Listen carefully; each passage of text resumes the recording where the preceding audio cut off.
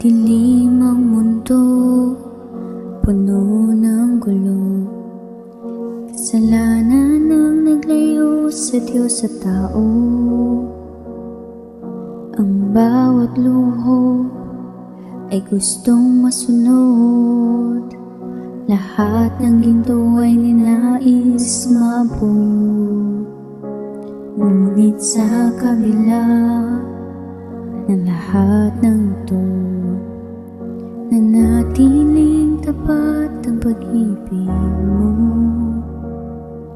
Binigyan ng pag-asa magbago. Pinaralang Panginoong Jesucristo.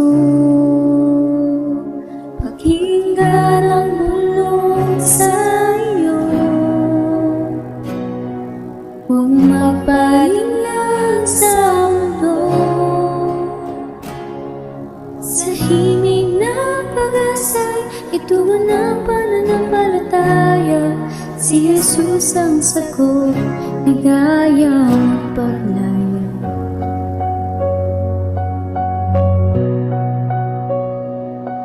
Hindi sa palasyo, kundi sa sabsaban, isinilang ang haring pinakamamahal.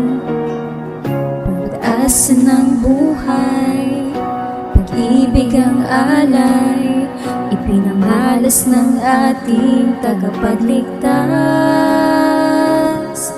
Kasabay ng ihip ng hangin malamig, Pasko'y malakas nawa ng malalamlam na tinig.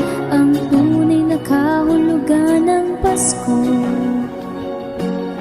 ilang nawa kasing babaw ng handa at regalo.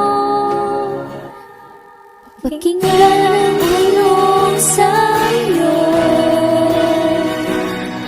Huwag magpalinlang sa mundo. Sa himig ng pag-asa'y itungo ng pananampalataya. Si Jesus ang sagot, ligaya mo't paglaya. Lahat ng hamon ay kayang lampasan, basta't manatili, nakikinig sa himig. Pasko'y nakakaalala, di tayo nag-iisa. Mayroon tayong Panginoon na siyang ating pag-asa. Si Jesus ang biyaya sa mundo'y bumaba.